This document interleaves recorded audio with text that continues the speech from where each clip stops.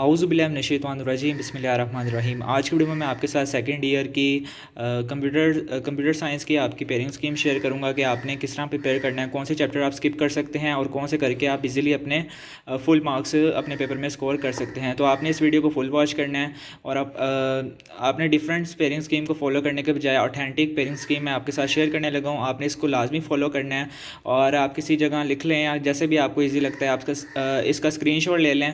आपको पता है जैसे कि आपका सेकंड ईयर का कंप्यूटर का जो पेपर होता है वो दो हिस्सों पे मुश्तमिल होता है, एमएस एक्सेस पे और सी लैंग्वेज पे होता है। ठीक है, फर्स्ट ऑफ ऑल मैं आपको बताऊंगा कि एमएस एक्सेस से आपका पेपर कितना आना है, कितने नंबर का आना है और कौन से चैप्टर से थ्योरी आनी है। तो अब आपका वक्त ज़ाया के बगैर वीडियो को स्टार्ट करते हैं। चैप्टर फर्स्ट ऑफ ऑल मैं आपको एमसीक्यूज़ क्लियर करवा देता हूँ। आपके 15 मार्क्स के जो एमसीक्यूज़ आने हैं वो कौन कौन से चैप्टर से आने हैं, तो आप इनको नोट डाउन कर लें। एमएस एक्सेस में से आपका चैप्टर नंबर 1 से 1 एमसीक्यूज़ आना है, चैप्टर नंबर 2 से आपके 1 एमसीक्यूज़ आना है, 3 से भी 1 एमसीक्यूज़ आना है और 4 से 1 एमसीक्यूज़ आना है, 5 से कोई एमसीक्यूज़ नहीं आना चैप्टर नंबर 5 में से, और चैप्टर नंबर 6 से 2 एमसीक्यूज़ आने हैं और चैप्टर नंबर 7 में से 1 एमसीक्यूज़ आना है। इसी तरह हम लोग जो आपका शॉर्ट क्वेश्चन होता है क्वेश्चन नंबर 2 उसमें आपके 9 शॉर्ट क्वेश्चन आएंगे जिसमें से आपने कोई से 6 करने होते हैं। ठीक है, यहाँ पे मैंने गलती से 3 लिख दिया, यहाँ पे 6 करने हैं आपने, कोई से 9 में से कोई से आपने 6 करने होते हैं। 9 शॉर्ट क्वेश्चन आएंगे एमएस एक्सेस में आपने क्वेश्चन नंबर 2 में, तो आपने इसमें से कोई से 6 करने होते हैं। चैप्टर नंबर 1 से आपके पास 1 शॉर्ट क्वेश्चन आएगा, चैप्टर नंबर 2 में से आपके पास 2 शॉर्ट क्वेश्चन आएंगे, चैप्टर नंबर 3 में से कोई शॉर्ट क्वेश्चन नहीं आएगा, चैप्टर नंबर 4 से 2 शॉर्ट क्वेश्चन आएंगे, चैप्टर नंबर 5 से 1 शॉर्ट क्वेश्चन आएगा, चैप्टर नंबर 6 से 2 शॉर्ट क्वेश्चन आएंगे और चैप्टर नंबर 7 में से 1 शॉर्ट क्वेश्चन आएगा। तो अब आप इनमें से कौन सा चैप्टर स्किप कर सकते हैं?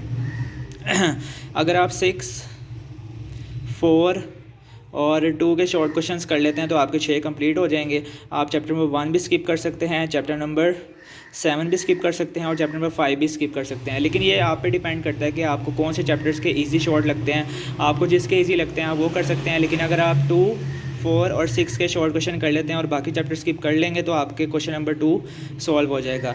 अगर आपकी बिल्कुल तैयारी नहीं है तो आप इसी पेरेंट्स स्कीम को फॉलो करते हुए चैप्टर नंबर 2, 4 और 6 के 5 पेपर 5 ईयर्स निकाल के अगर वो सवाल भी करके जाएंगे तो इंशाल्लाह आप अपना क्वेश्चन नंबर 2 ईजिली सॉल्व कर लेंगे और आपके 12 नंबर क्वेश्चन नंबर 2 में फुल आ जाएंगे।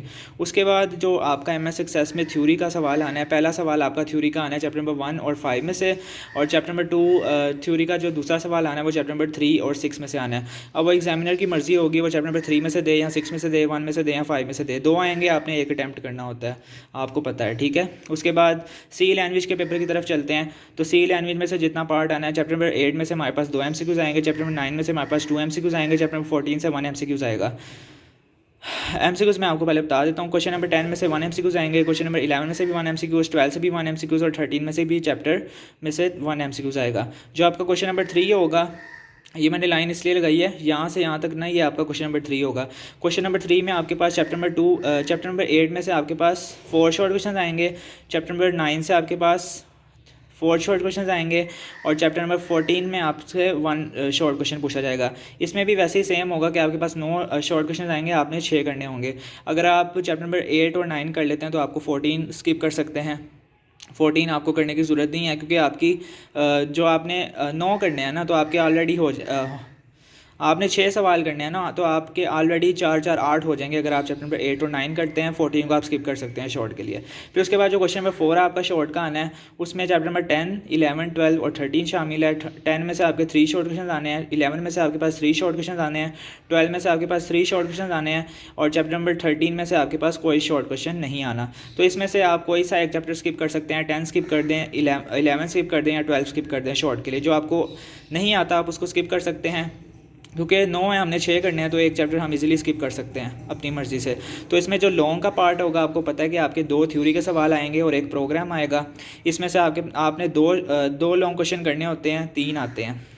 तो इस दफ़ा जो प्रोग्राम आना है आपका चैप्टर नंबर 11 में से आएगा। ठीक है, चैप्टर नंबर 11 में से आपका प्रोग्राम आएगा। पिछले साल 8-9